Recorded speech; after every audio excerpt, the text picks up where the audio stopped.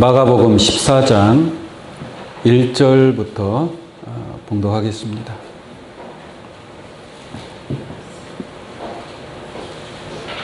이틀을 지나면 유월절과 무교절이라.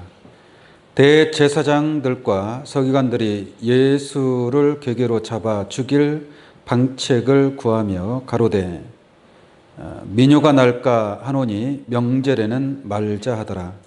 예수께서 베다니 문둥이 시몬의 집에서 식사하실 때에 한 여자가 매우 값진 향유 곧 순전한 나드 한 옥합을 가지고 와서 그 옥합을 깨트리고 예수의 머리에 부으니 어떤 사람들이 분내어 서로 말하되 무슨 의사로 이 향유를 허비하였는가?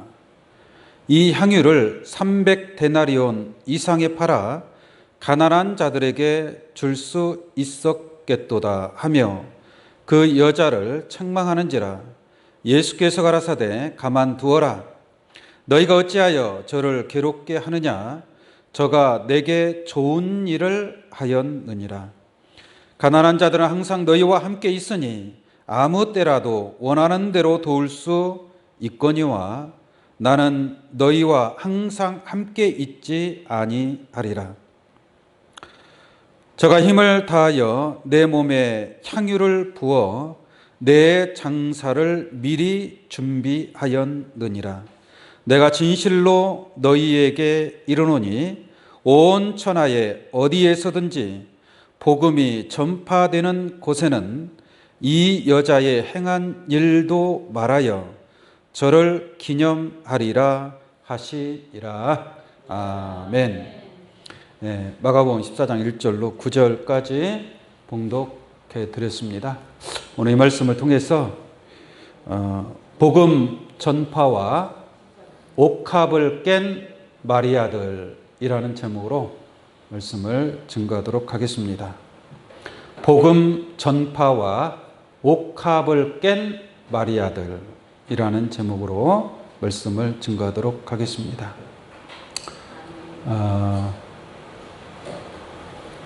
복음 전파를 위해서 옥합을 깬 자들이 누군가 우리가 성경을 통해서 확인을 하고 또 이 말씀을 통한 하나님과 합한 한 마음을 이룰 수 있는 그러한 귀한 시간이 되기를 간절히 원합니다. 사람은 각자 자기의 마음이라는 게 있습니다. 또 자기 생각이라는 게 있고 자기 뜻이라는 게 있습니다. 근데 고린도전서 6장 17절 말씀 보면은 주와 합하는 자는 한 영이라라는 말씀이 있습니다. 주와 합하는 자는 한 영이다. 한 영이라는 것은 주님과 합한 자는 한 마음이 된다라는 얘기입니다. 우리가 말씀을 깨닫고 우리가 이러한 예배를 통해서 주님과 합하는 한 마음을 가진 그러한 신앙이 되어야 할 줄로 믿습니다. 빌립보서 2장 4절 말씀 보시면 너희 안에 이 마음을 품으라. 곧 그리스도 예수의 마음이니 라고 말씀하고 있습니다. 우리가 예수님의 마음을 가져야 된다는 얘기예요. 예수님의 마음은 물론 당연히 좋은 마음이고 착한 마음이고 선한 마음이겠죠. 이제 그 차원을 넘어서 그건 누구나 다 똑같은 마음이니까 그 차원을 넘어서 예수님의 뜻이 무엇이고 또 예수님의 생각이 무엇이고 예수님의 목적이 무엇이고 이러한 같은 마음, 같은 생각, 같은 목적을 가질 때에 예수 그리스도의 마음을 가졌다라고 말을 할 수가 있습니다. 교회라는 것은 그리스도의 마음을 가진 사람들의 모임입니다. 그런데 그리스도의 마음과 다른 마음을 가지고 있다면 교회 안에 하나가 될 수 있겠습니까? 없겠지요. 그래서 우리가 그리스도의 마음을 가져야 되는데 그리스도의 마음은 곧 하나님의 마음이다라고 말씀을 드릴 수 있겠습니다. 그는 근본 하나님의 본체다라고 말씀하고 있습니다. 그러니까 예수님의 마음은 곧 누구의 마음이에요? 하나님의 마음과 같다라는 얘기예요. 그 뜻이 일체라는 얘기입니다. 일체. 또 하나님의 마음과 예수님의 마음, 또 성령의 마음도 하나인 줄로 믿습니다. 한 마음이다라고 말씀을 드릴 수 있겠습니다. 로마서 8장 9절 말씀에 보면은 그리스도의 영이 없으면 그리스도의 사람이 아니라는 말이 있죠. 그리스도의 영이 있으면 그리스도의 사람. 그리스도의 사람은 뭐라는 뜻이에요? 그리스도와 한 마음을 가진 자라는 얘기예요. 한 뜻을 가지고 있다라는 얘기입니다. 그리스도의 영이 없으면 세상의 마음을 가지고 있는 거예요. 어떤 사람은 세상의 영을 받는 사람이 있고 어떤 사람은 하나님께로부터 온 영을 받는 사람이 있습니다. 하나님께로부터 온 영을 받는 사람은 그리스도와 합한 한 마음을 이룰 수 있지만 세상의 영을 받은 사람은 그리스도와 하나를 이룰 수 없고 곧 그리스도의 몸을 이룰 수 없고 교회를 이룰 수 없다라고 말씀을 드릴 수가 있겠습니다. 빌립보서 2장을 한번 보겠습니다. 빌립보서 2장.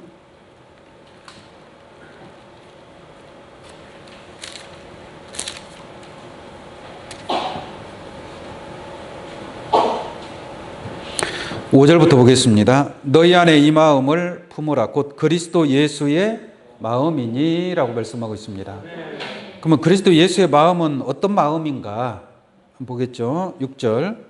그는 근본 하나님의 본체시나 하나님과 동등됨을 취할 것으로 여기지 아니하시고 오히려 자기를 비어 종의 형체를 가져 사람들과 같이 되었고. 예수님은 하나님의 본체지만 하나님과 동등되지만 동등됨으로 취할 것으로 여기지 아니하시고 자기를 낮추신 줄로 믿습니다. 자기를 낮추었다라는 얘기죠. 그 다음에 8절 보겠습니다. 사람의 모양으로 나타나셨음에 자기를 낮추시고 죽기까지 뭐 하신 거예요? 복종하셨으니 곧 십자가에 죽으심이라. 그러니까 예수님도 예수님의 생각이 있고 예수님의 뜻이 있지만 하나님의 뜻대로 죽기까지 순종하시고 복종하신 줄로 믿습니다. 그러니까 예수 그리스도의 마음이 하나님의 마음과 하나가 된 줄로 믿습니다. 그리스도의 마음은 자기를 낮추시고 죽기까지 복종하신 그러한 마음이다라고 말씀을 드릴 수 있습니다. 그러면 우리도 너희 안에 이 마음을 품으라라고 말씀하고 있잖아요. 그럼 우리도 어떻게 해야 돼요? 자기를 낮추고 자기를 종과 같이 낮추시고. 그러니까 자기를 낮추지 못하면 하나님의 뜻에 순종할 수 있어요, 없어요? 없습니다.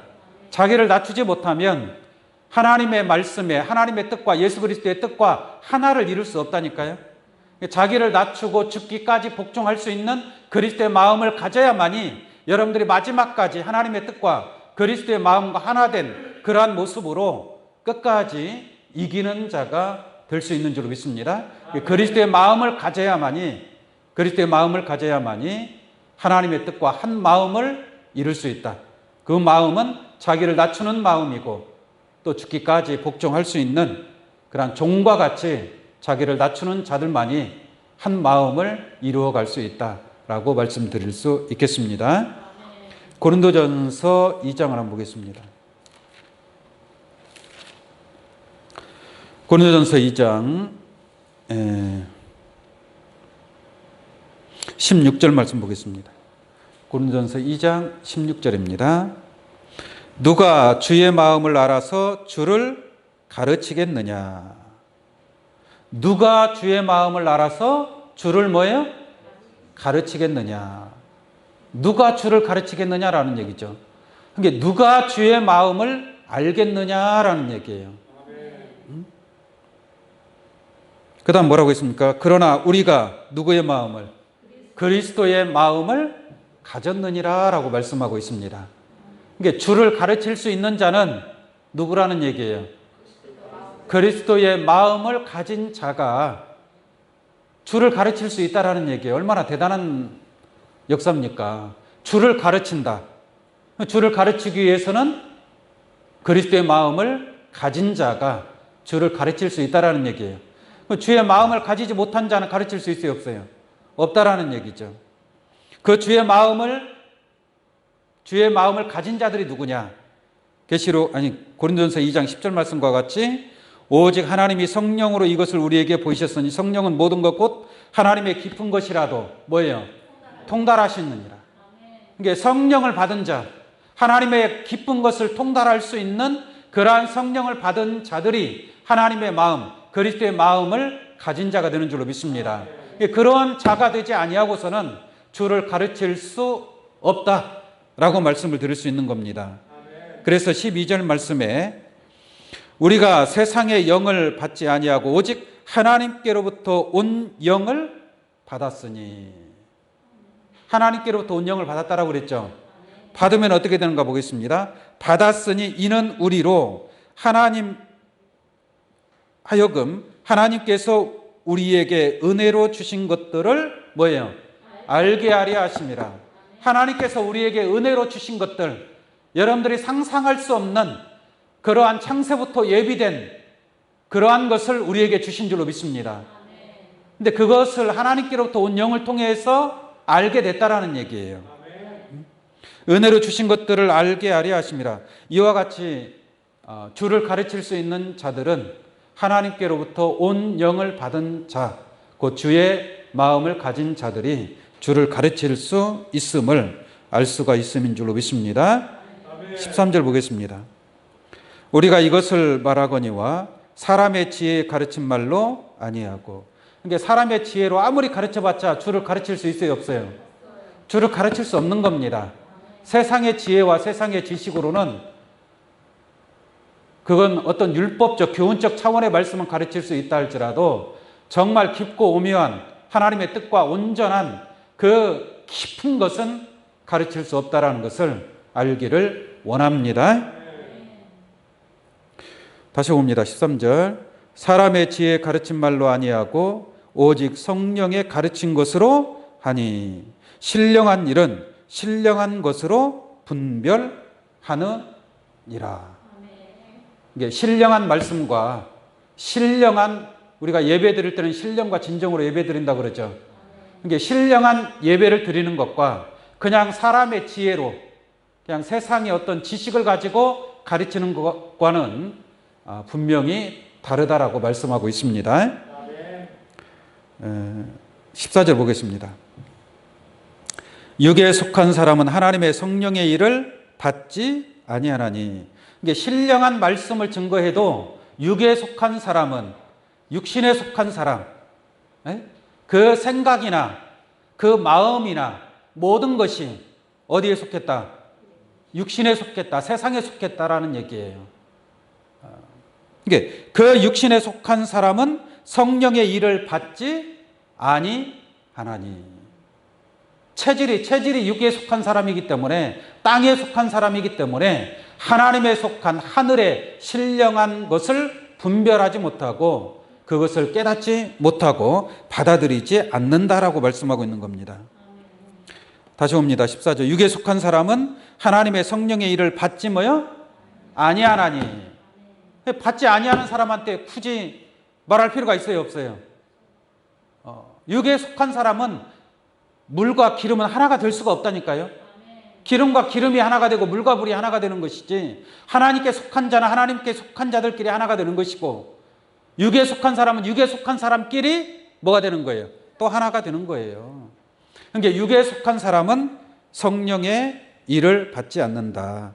저에게는 미련하게 보이며. 저에게는 어떻게 보인다고요? 미련하게 보인다라는 얘기죠. 미련하게 보인다. 에? 미련하게 보이며 또 깨닫지도 못하나니 이런 일은 영적으로라야 분변함이라. 이런 일은 영적으로 분별할 수. 진짜 하나님의 신령한 말씀은 영적으로 분별할 수 있음인 줄로 믿습니다. 그러니까 사람의 생각으로, 자기 생각으로, 육신의 생각으로 말씀을 받아들이고자 하는 자들은 절대로 신령한 말씀을 받아들일 수 없다는 것을 깨달을 수 있음인 줄로 믿습니다. 15절까지 보겠습니다. 신령한 자는 모든 것을 판단하라.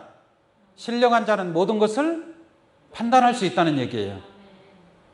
오늘 이 자리에 계신 여러분들이 모든 것을 판단할 수 있는 그 신의 영이 함께한 자들이 되기를 원합니다. 그러면 누가 어떠한 말을 증거한다 할지라도 그것을 판단할 수 있다. 판단할 수 있다는 것은 이게 빛인지 어둠인지 선인지 악인지 참인지 거짓인지 이것을 분별할 수 있는 그러한 지혜자, 그러한 신령한 자가 되어야 할 줄로 믿습니다. 그들이 바로 그리스도의 마음을 가진 자다 이 말이에요. 우리가 이와 같이 그리스도의 마음을 가져야 될 줄로 믿습니다. 그렇다면 계시록 1장 1절 한번 보겠습니다. 계시록 1장 1절입니다. 우리가 그리스도의 마음을 가져야 되는데 어떤 마음이 그리스도의 마음이냐.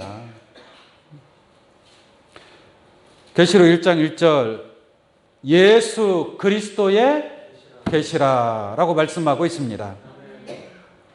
이 계시록은 누구의 계시라고요? 예수 그리스도의 계시라. 그러므로 이 계시록의 전체는 예수 그리스도의 계시입니다. 예수 그리스도의 계시라고 얘기하는 것은 결론적으로 이 계시록의 말씀은 예수님이 우리에게 주시는 말씀이에요.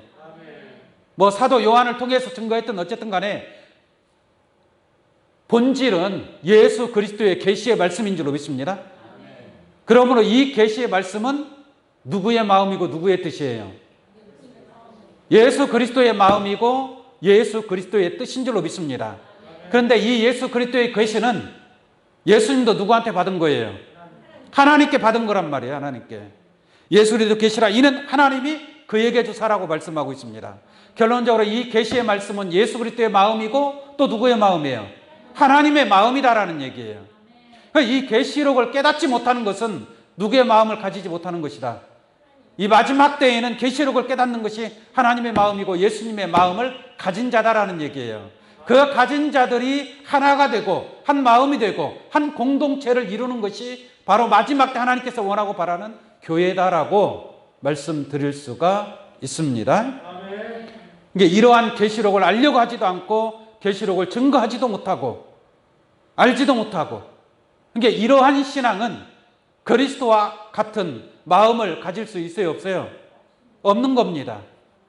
그리스도의 마음을 계시록을 통해서 이 마지막 때에는 이 계시록이 이루어지고자 하는 그것이 바로 그리스도의 마음이고 하나님의 마음이다라고 말씀드릴 수 있음인 줄로 믿습니다. 예수님께서 마태복음 12장 30절 말씀에 이런 말씀을 하세요. 또 예수님을 반대하는 자들이 많잖아요. 예수님을 대적하는 자들이 많지 않습니까? 그러니까 예수님께서 나와 함께 모으지 아니하는 자는 나를 반대하는 자요. 진짜 예수님의 마음을 가지고 있으면 예수님과 함께 해야 돼, 안 해야 돼? 예수님의 마음을 가지고 있고 주여 주여 하면은 예수님과 함께 하는 자가 되어야 될 거 아니에요. 그런데 예수님과 함께 하지 않아요. 그래서 나와 함께 하지 아니하는 자는 나를 반대하는 자요. 나와 함께 모으지 아니하는 자도 나를 해치는 자니라라고 말씀하고 있습니다. 그러니까 우리가 그리스도의 마음을 가졌다면 우리는 그리스도 안에서 한 몸을 이루고 한 교회를 이루고 한 공동체를 이루는 그리스도인들이 함께 모인 그런 교회를 세워 나아가야 될 줄로 믿습니다. 오늘 본문 말씀을 통해서 정말 그리스도의 마음을 가진 자들이 이 마지막 때에 어떠한 자들인가? 우리가 교회에 나가서 예배만 드린다고 해서 그리스도의 마음을 가진 자들이냐? 그렇지 않다라는 얘기입니다. 오늘 본 말씀을 통해서 정말 그리스도와 합한 한 영을 이룰 수 있는 그리스도의 마음을 가진 자들이 과연 어떠한 자들인가? 깨달아 보는 귀한 시간이 되기를 원합니다. 오늘 말씀의 제목이 복음 전파와 옥합을 깬 마리아들이라고 말씀하고 있습니다. 옥합이라는 것은 뭐냐면, 여러분들 집에 그 보물, 폐물 담아놓는 함이 있죠. 작은 함이 있지 않습니까? 그걸 이제 옥합이라고 생각하시면 돼요. 근데 그 옥합을 깬 많은 마리아들이 있습니다. 자기의 그 향유가 가득한 옥합을 깨서 예수님의 몸에 부어주었던 그러한 사건들이 있습니다. 그러한 사건을 한번 알아보고 여기에서 정말 우리가 나아갈 길이 어떠한 길인가를 깨닫는 그런 시간이 되었으면 합니다. 옥합을 깬 사건이 3번 있습니다. 3번 있는데 각각 다른 그 집에서 일어난 그러한 일입니다. 그러한 일인데 한번 알아보도록 하겠습니다. 어떤 사람들은 이걸 전부 다 같은 걸로 생각하는데 같은 것이 아니고 옥합을 깬 그러한 사건이 3번 있는데 한번 쭉 알아보도록 하겠습니다. 먼저 요한복음 12장 말씀 보겠습니다. 요한복음 12장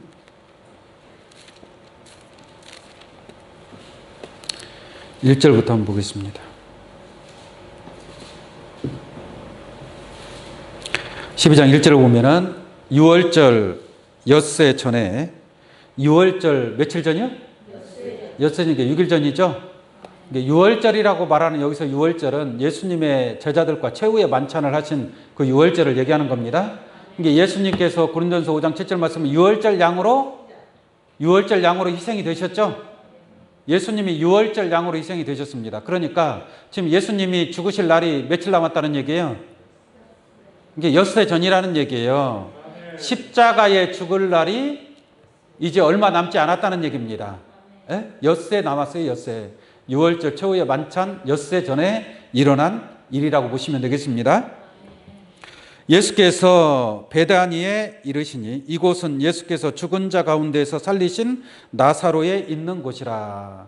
예수님이 나사로를 죽었는데 죽은 지 나흘 된 나사로를 살려주었단 말이에요. 이게 살려주고 난 이후에 있는 일입니다. 이제 그 나사로의 집에 간 거예요. 6월절 엿새 전에 갔습니다. 가니까 2절 볼게요. 거기서 예수를 위하여 잔치할세 마르다는 이를 보고 나사로는 예수와 함께 앉은 자 중에 있더라. 이게 마리아는 예수님으로부터 말씀 듣는 것을 굉장히 좋아했고, 마르다는 부엌에서 일하는 것을 좋아했는지 어쨌는지 모르겠지만, 그 전에도 예수님이 오셨을 때 마리아는 예수님 발 앞에 앉아서 말씀을 들었고, 마리아는 부엌에서 일을 했더라 이 말이에요. 마르다가 부엌에서 일을 하고 마리아는 예수님 앞에서 말씀을 들은 거예요. 그 내용 아시죠? 마르다가 일을 하다 보니까 너무 힘드니까, 자기 혼자서 열심히 하다 보니까 너무 힘들어. 그러니까 예수님께 와서 왜 마리아는 여기 앉아 있습니까? 마리아도 가서 도와주게 해주세요 하니까 예수님께서 누구 편을 들었어요? 마리아 편을 들었단 말이에요. 마리아 편을. 먹는 것이 뭐가 그렇게 중요하냐? 그냥 한두 가지만 하면 되지. 아니면 한 가지만 있어도 되지 않느냐? 또 안 먹으면 어떠냐 이거죠. 안 먹으면 어떠냐? 그러니까 마리아와 같이 예수님의 말씀을 들어라 라는 말씀인 줄로 믿습니다. 어쨌든 간에 그 일이 있고 난 뒤에 마르다는 이를 보고 나사로는 예수와 함께 앉은 자 중에 있더라.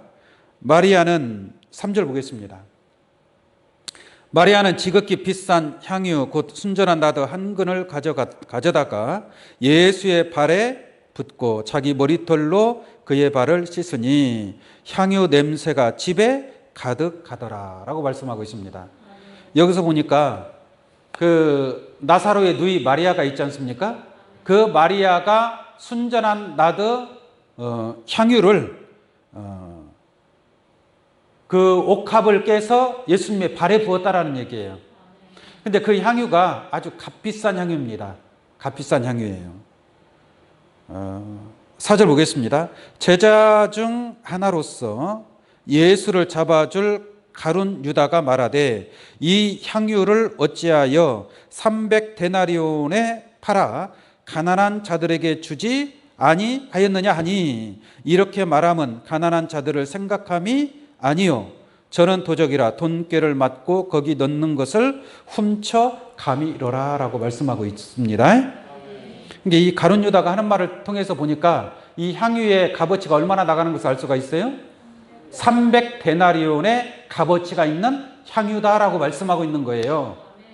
그러면 이 300데나리온의 값어치는 지금으로 따지면 한 데나리온의 하루 품삯입니다. 한 데나리온은 노동자의 하루 품삯을 한 데나리온이라고 얘기해요. 그러면 300데나리온이면 얼마냐? 지금 계산으로 따지면 하루에 10만 원을 받는다고 한다면 그러면 300일치예요. 그거 얼마예요? 3천만 원입니다. 3천만 원. 그러니까 3천만 원 나가는 그 향유를 아낌없이 이 마리아가 예수님의 발에 부었다라는 얘기예요. 근데 부을만 해요. 왜냐? 예수님이 누구를 살려줬어요? 나사로를 살려줬잖아요. 죽은 지 나흘 된 냄새 나는 그 나사로를 살려주신 분이 예수님인 줄로 믿습니다. 그러니까 예수님께 아낌없이 그 300데나리온이나 되는 그 향유를 예수님의 몸에 부었다라는 것을 알 수가 있음인 줄로 믿습니다. 그런데 이 가룟 유다가 이렇게 안 좋게 얘기를 하는 거예요. 이 마리아를 막 책망하듯이 얘기를 하는 겁니다. 그러니까 7절 말씀 보겠습니다. 예수께서 가라사대 저를 가만 두어라. 나의 장사할 날을 위하여 이를 두게 하라. 가난한 자들은 항상 너희와 함께 있거니와 나는 항상 있지 아니하니라 하시니라 라고 말씀한 줄로 믿습니다. 예수님은 앞으로 엿새 전이라 그랬잖아요. 십자가에 운명할 날이 얼마 남지 않았단 말입니다. 그러니까 가난한 자들은 너희와 함께 있으니까 얼마든지 도울 수 있지 않느냐. 그러나 나는 이제 얼마 안 있으면 십자가에 운명할 수밖에 없는 그 길을 죽음의 길을 가야 되기 때문에 이 여자의 행한 것은 잘한 것이다라고 칭찬하고 있음을 알 수가 있는 줄로 믿습니다. 그 다음에 또 하나 보도록 하겠습니다. 마가복음 오늘 본 말씀이고요. 마태복음 26장 내나 같은 말씀인데 마태복음 26장 6절 한번 보겠습니다. 마태복음 26장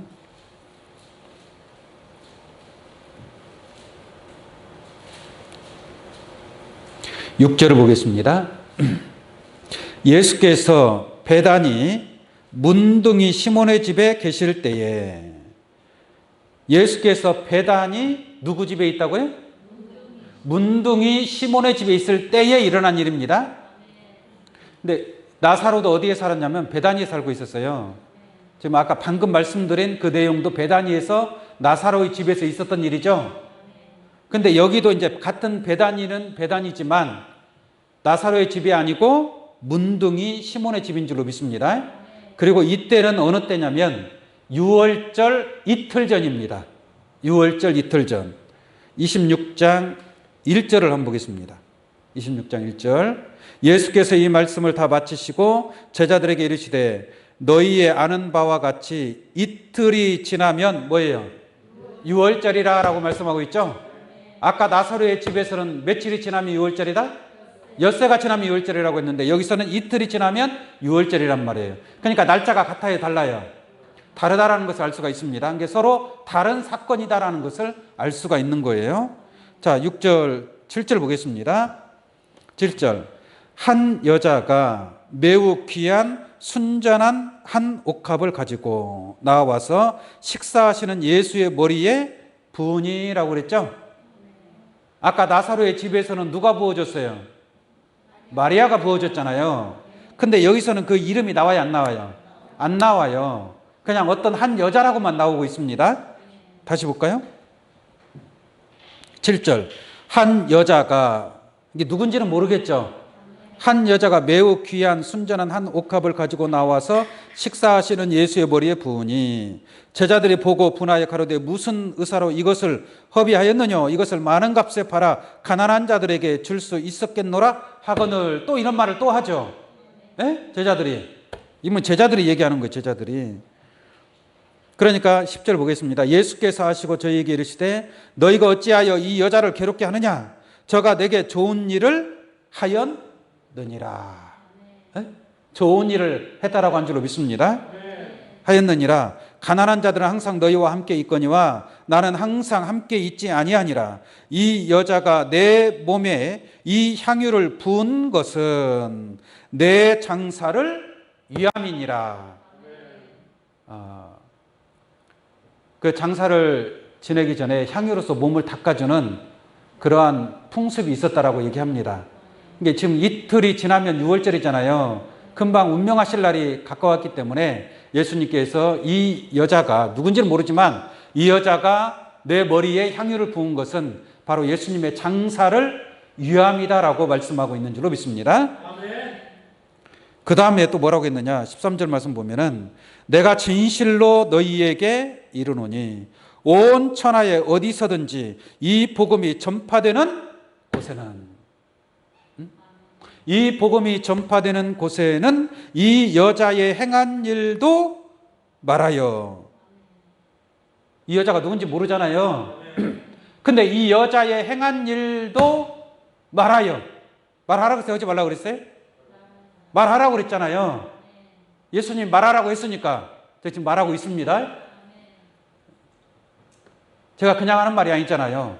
말하여. 그 다음에 말하여 또 뭐라고 그랬습니까? 저를 기념하리라 하시니라. 우리가 기념한다라는 말을 많이 하죠. 그죠? 뭘 기념한다, 기념한다. 국가에서도 기념일이라는 게 많이 있지 않습니까? 그런 것처럼 교회 안에서도, 성경 안에서도 뭘 기념하라는 말이 많이 있어요.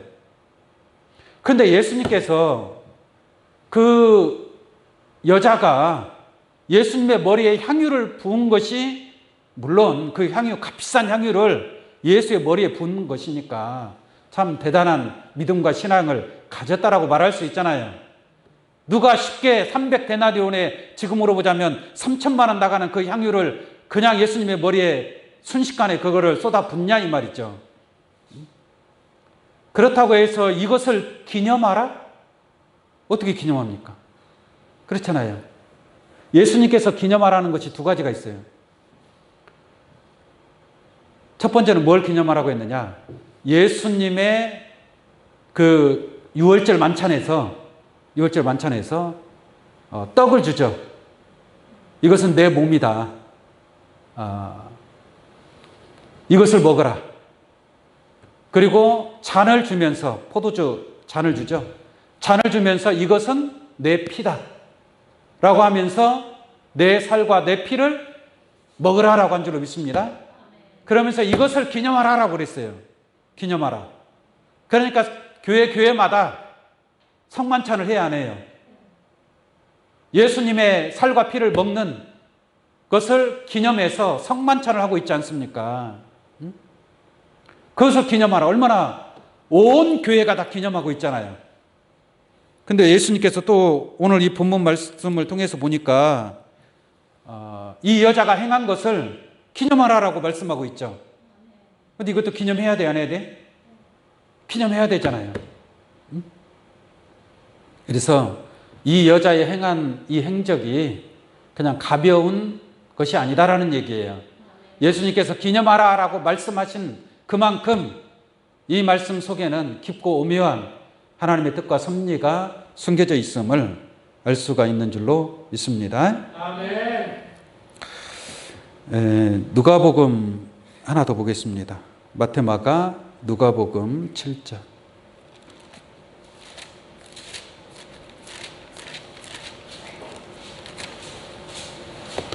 누가복음 7장 36절로 보겠습니다.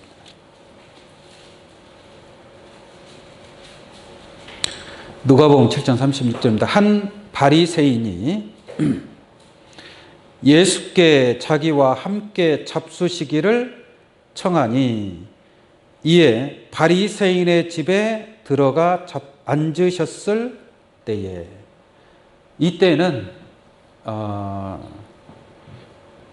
뭐 예수님 운명하기 며칠 그런 게 나오질 않아요. 이게 훨씬 전입니다. 훨씬 전. 근데 바리새인이 예수님을 초청을 했습니다. 집으로. 바리새인이 초청을 했단 말이에요. 예수님이 가서 이제 식사를 하시는 거예요. 그다음 37절 보겠습니다. 그 동리에 그 동리라는 것은 이제 그 바리새인 초청받은 그 집에 사는 그 동네를 얘기하겠죠. 그 동리에 죄인인 한 여자가 있어. 누가 있다고요? 죄인인 한 여자. 그러니까 죄인인 한 여자니까 많은 사람들이 저 여자는 죄인이다. 굉장히 손가락질을 했겠고 또 그 여자를 멸시했겠고 죄인이니까요.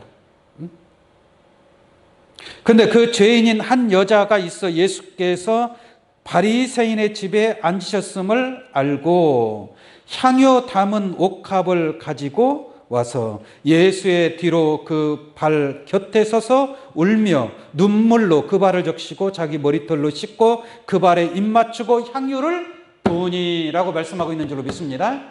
그러니까 여기서 또 향유를 부은 사건이 또 있습니다. 또 있어요. 여기서 이제 바리새인의 초청을 받아서 간 그 집에서 일어난 사건인데 이 향유를 부은 여자도 누군지 그냥 죄인인 한 여자라고만 나옵니다. 죄인인 한 여자. 그래서 이 여자가 예수님의 그 붙잡고 발을 붙잡고 울며 참 애절합니다. 한번 38절 다시 볼게요. 예수의 뒤로 그 발 곁에 서서 울며 눈물로 그 발을 적시고 얼마나 눈물을 많이 흘렸으면 그 눈물로 예수님의 발을 적셨느냐라는 얘기죠. 그러니까 이 여자와 예수님과는 그냥 서로 모르는 관계가 아닌 것 같아요. 그죠?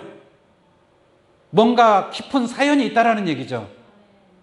그래서 이 죄인인 여자가 와서 예수님의 발을 붙잡고 눈물을 흘리면서 그 발을 씻고 향유를 예수의 발에 부어주었다라는 얘기입니다. 부은이 39절 보겠습니다. 예수를 청한 바리새인이 이것을 보고 마음에 이르되 이 사람이 만일 선지자였다면 자기를 만지는 이 여자가 누구며 또 어떠한 자 곧 죄인인 줄을 알았으리라 하거늘 그러죠.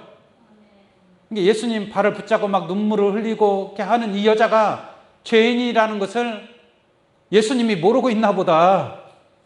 이 바리새인들이 그렇게 생각을 하는 거예요. 바리새인들이. 이 여자에 대해서 예수님이 모르는구나.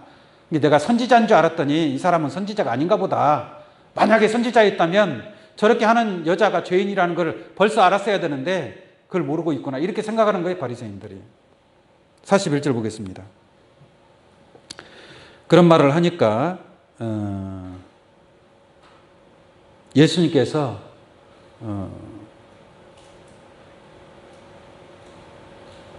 41절을 보시면 가라사대 빚 주는 사람이 빚진 자가 둘이 있어 하나는 500데나리온을 졌고 하나는 50데나리온을 졌는데 갚을 것이 없으므로 둘 다 탕감하여 주었으니 둘 중에 누가 저를 더 사랑하겠느냐라고 물어봅니다. 둘 중에 누가 더 사랑하겠느냐? 시몬이 대답하여 가로되 제 생각에는 많이 탕감을 받은 자니이다. 가라사대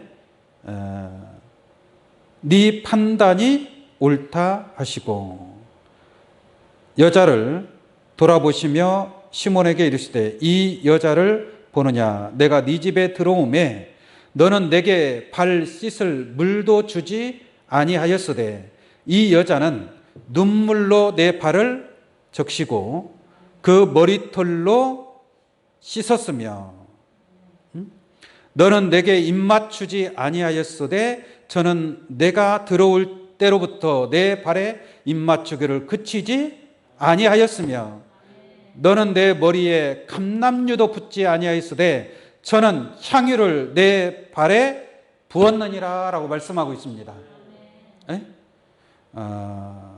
이게 무슨 말이냐면은 이 이스라엘 풍습에 손님을 대접하면 아마 발 씻는 물을 이렇게 준비를 해주는 것 같아요.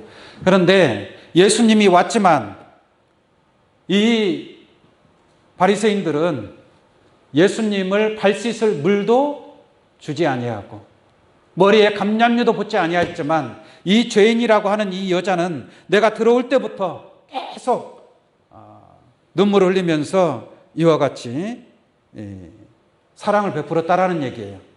결론적으로. 그러면서 예수님께서 비유로 말을 하는 겁니다. 500데나리온 빚진 자가 있고 50데나리온 빚진 자가 있더라 이 말이에요. 둘 다 갚을 것이 없어요. 참 안쓰러워요. 그래서 두 개 다 탕감을 해줬어요. 그럼 둘 다 탕감을 해줬으면 누가 더 사랑을 많이 입은 거예요? 500데나리온 빚진 자가 탕감을 받았으니까 50데나리온 빚진 자보다 더 많은 탕감을 받은 거 아니에요. 그러니까 빚을 탕감해 준 사람을 더 사랑이 크겠죠. 그러지 않겠습니까? 그러니까 이 여자는, 이 죄인인 이 여자는, 그 향유를 주께 부었던 그 여자는 비유로 말하자면 500데나리온을 탕감받은 자라는 얘기예요. 그러니까 그 사랑이 이렇게 크다라고 지금 성경은 말씀하고 있는 것입니다. 사랑받은 게 크니까 그 사랑을 더 크게 행할 수 있다라는 얘기예요. 사랑받은 사랑이 작으면 그 사람이 베푸는 것도 뭐예요? 작을 수밖에 없는 것이고, 사랑이 크면 베푸는 그 사랑을 받았으니까 그렇게 큰 사랑을 베푼다라고 우리 주님께서 말씀하고 있음인 줄로 믿습니다. 그러니까 이 향유를 부은 이 여자는 예수님으로부터 그만큼 큰 사랑을 받았다라는 것을 우리가 깨달을 수 있는 줄로 믿습니다. 그 여자가 누구냐라는 거죠. 그 여자가. 자, 한번 보겠습니다. 48절. 예수님께서 말씀하시는 겁니다. 이에 여자에게 이르시되 네 죄사함을 받았느니라 하시니. 뭘 받았다고요? 죄사함을 받았어요. 죄사함을. 네? 얼마나 대단한 축복입니까? 예수님 십자가 지기도 전이에요. 예수님 십자가를 우리가 지심으로 예수 그리스도를 믿음으로 우리는 죄사함을 받잖아요. 그런데 이 여자는 예수님이 십자가 지기도 전에 예수님으로부터 죄사함을 받는 그런 축복을 얻은 줄로 믿습니다. 그 다음에 뭐라고 했습니까? 함께 앉은 자들이 속으로 말하되 이가 누구이기에 죄를 사하는가 하더라. 예수님이 그러한 권세가 있음인 줄로 믿습니다. 그러한 권세가 있다 이 말이죠. 그 다음에 50절 보겠습니다. 예수께서 여자에게 이르시되 네 믿음이 너를 구원하였으니 평안히 가라 하시니라. 네 믿음이 너를 뭐요? 구원하였으니. 그러니까 예수님은 이 여자의 믿음을 본 줄로 믿습니다. 이 여자의 믿음을 본 거예요.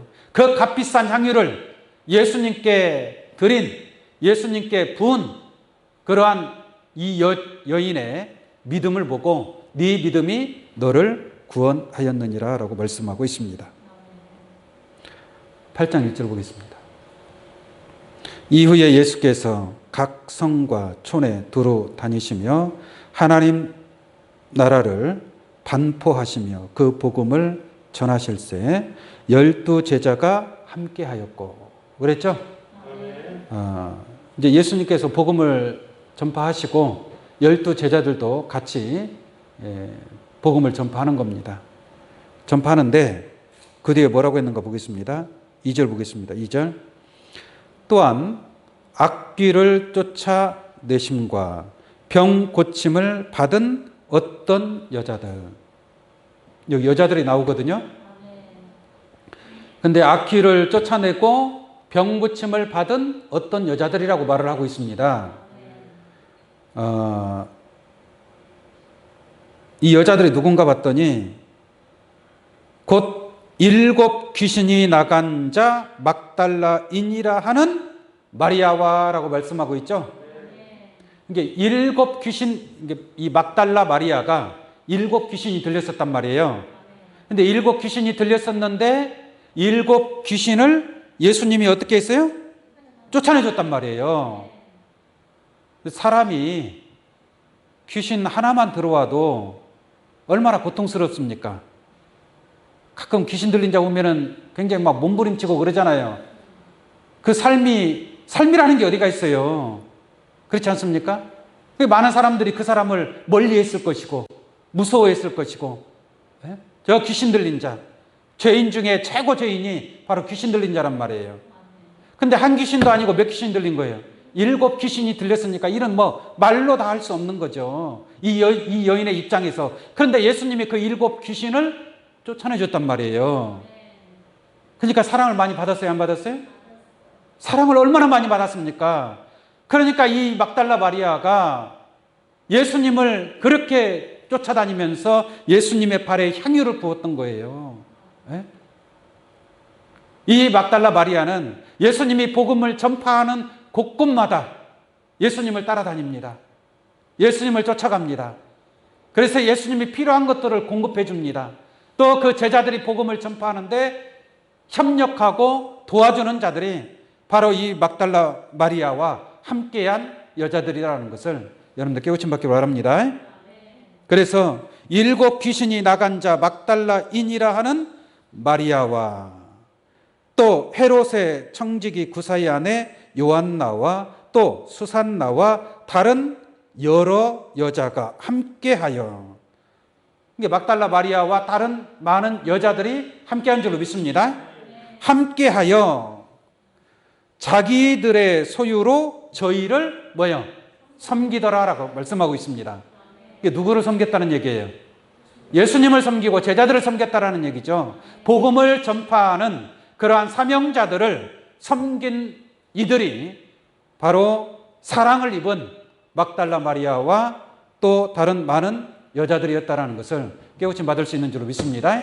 그러므로 예수님을 따라다니면서 정말 협력하고 협조하고 도와주었던 이들이 바로 이 막달라 마리아와 여자들이었다.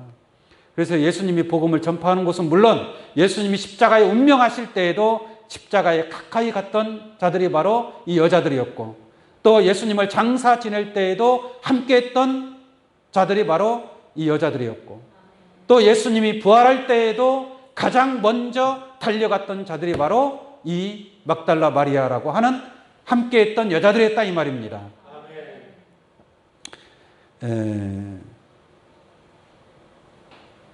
우리 마가복음 말씀 하나 보도록 하겠습니다.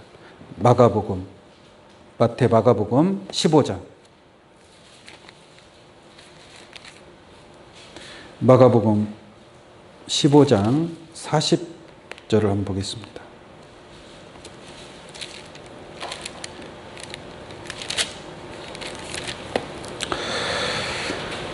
예수님은 이제 그 십자가의 운명 하시는 그러한 내용이 되겠습니다. 40절 보면은 멀리서 바라보는 여자들도 있는데 그 중에 막달라 마리아와 또 작은 야고보와 요새의 어머니 마리아와 또 살로메가 있었으니. 항상 보면 여자들에 대해서 언급을 할 때 막달라 마리아가 먼저 나오더라고요. 보니까 막달라 마리아가 먼저 나옵니다. 그러니까 막달라가 그만큼 더 열심히 예수님께 그 충성을 하지 않았나 그렇게 생각할 수가 있겠습니다. 그 다음에 41절 보겠습니다.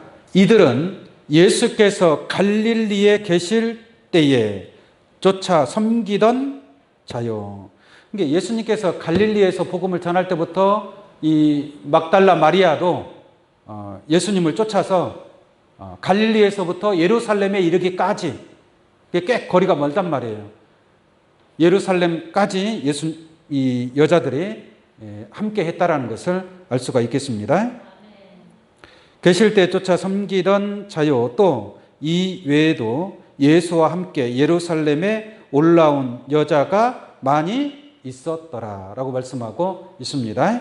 그러니까 이 막달라 마리아와 또 요새 어머니 마리아와 살로메와 또 많은 여자들, 여기서 살로메는 큰 야고보와 요한의 어머니를 얘기하는 겁니다. 이 살로메는 그래서 이들이 예수님이 운명하실 때까지 그 예수의 곁을 떠나지 아니한 것을 알 수가 있음인 줄로 믿습니다. 47절 보겠습니다. 때에 막달라 마리아와 요새 어머니 마리아가 예수 둔 곳을 보더라라고 말씀하고 있죠. 예수님을 장사 지낸 곳을 보고 있었다는 얘기예요. 그 다음에 16절 보겠습니다. 16장 1절. 안식일이 지나매. 그러니까 예수님께서 안식 후 첫날 부활하셨죠. 안식일이 토요일이니까 안식 후 첫날 주의 날에 예수님이 부활하신 줄로 믿습니다. 그러니까 안식일이 지남에 막달라 마리아와 야고보의 어머니 마리아와 또 살로메가 가서 예수께 바르기 위하여 향품을 사다 두었다가 그랬죠? 예수님을 장사 지내기 위해서 또 향품을 또 산 거예요. 그 향유를 부어 드렸는데, 그래서 이제 예수님께 나아가는데,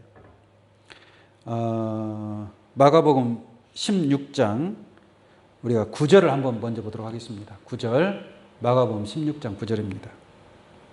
예수께서 안식 후 첫날 이른 아침에 살아계신 후에, 예수님이 안식 후 첫날 새벽 미명에 부활하셨잖아요.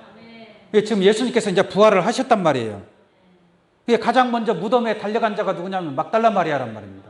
막달라 마리아. 그래서 9절을 보니까 예수께서 안식 후 첫날 이른 아침에 살아나신 후 전에 7 귀신을 쫓아내어 주신 막달라 마리아에게 뭐라 그래요? 먼저 보이시고 라고 말씀하고 있습니다. 예수님이 부활하고 난 뒤에 제일 먼저 누구를 만났어요? 막달라 마리아를 만났어요. 그 제자들도 있잖아요. 수제자 베드로도 있지 않습니까? 요한도 있지 않습니까? 그런데 제자들을 먼저 만난 것이 아니라 누구한테 보여줬다고요? 막달라 마리아에게 보여줬어요. 네? 참 놀랍지 않습니까? 그죠? 예. 그래서 예수님께서 이 죄인 중에 죄인이었던 7 귀신 들린 그 여자의 귀신을 쫓아내어 주신 이 막달라 마리아, 이 막달라 마리아를 부활 주님께서 가장 먼저 보이셨다라는 것은 참 큰 의미가 있다라는 것을 우리가 깨달아야 될 줄로 믿습니다. 그 옥합을 300데나리온이나 되는 그 옥합을 예수님께 아낌없이 부어주었다라는 얘기예요. 근데 그 옥합을 부은 것을 이 제자들이 그걸 300데나리온에 팔아서 가난한 자들에게 주면 좋지 않겠느냐라고 말씀하지 않았습니까? 그때 예수님께서 가만두어라. 이것은 내 장사를 위한 것이다 라고 말씀하고 있습니다. 여기서 장사라는 것은 예수님의 죽음을 얘기하는 겁니다. 예수님의 죽음은 무엇입니까? 이제 앞으로 며칠만 지나면 6월절이고 6월절 만찬을 잡수시고 나면 악당들한테 붙잡혀가고 십자가 사형의 언도를 받고 십자가에 운명하실 우리 주님이었던 것인 줄로 믿습니다. 그러면 예수님이 십자가에 운명하기 전에 이 막달라 마리아와 또 나사로의 누이 마리아가 예수님께 향유를 부어준 줄로 믿습니다. 그런데 그 향유를 부은 것은 예수님께서 말씀하시기를 내 장사를 위함이라 라고 말씀하고 있습니다.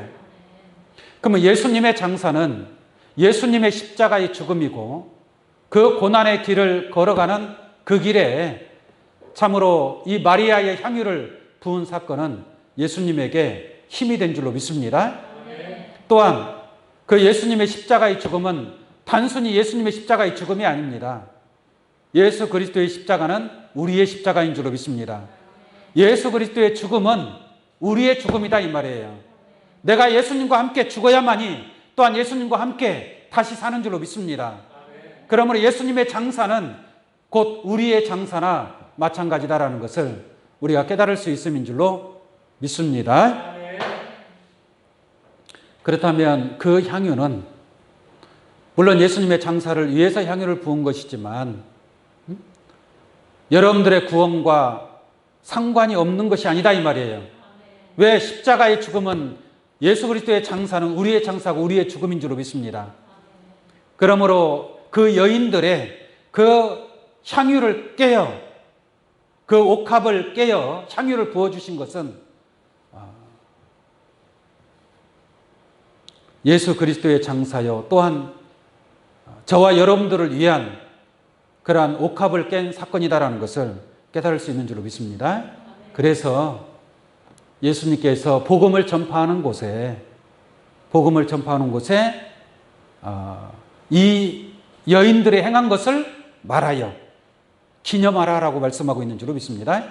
그것을 기념한다라는 것은 무슨 말입니까? 우리가 하나님의 복음은 세상 끝날까지 복음이 전파되어야 될 줄로 믿습니다.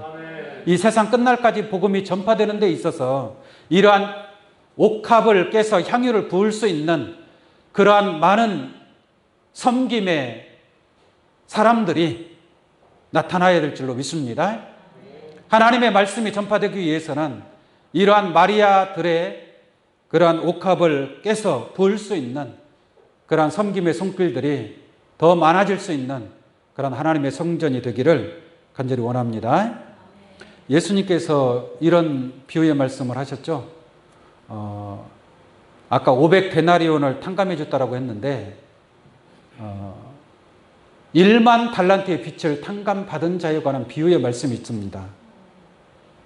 우리의 모든 죄를 예수님께서 또한 하나님께서 우리의 모든 죄를 다 탕감하신 줄로 믿습니다. 막달라 마리아는 500데나리온의 빛을 탕감받은 여인으로 비유로 말씀했지만 여러분들은 얼마의 빛을 탕감받은 거예요? 1만 달란트의 빛을 탕감받은 거다 이 말이죠. 그럼 막달라 마리아가 사랑하는 것보다 우리는 얼마큼 더 사랑해야 돼? 더 크게 사랑해야 되겠죠. 할렐루야. 더 크게 사랑할 수 있는 귀한 여러분들 되시기를 간절히 원합니다.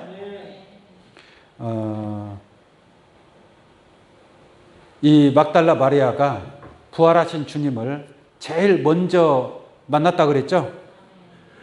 그런데 예수님께서 초림하실 때, 예수님께서 2000년 전에 오셨을 때 가장 먼저 아기 예수를 영접한 분들이 누구예요? 동방박사 아닙니까?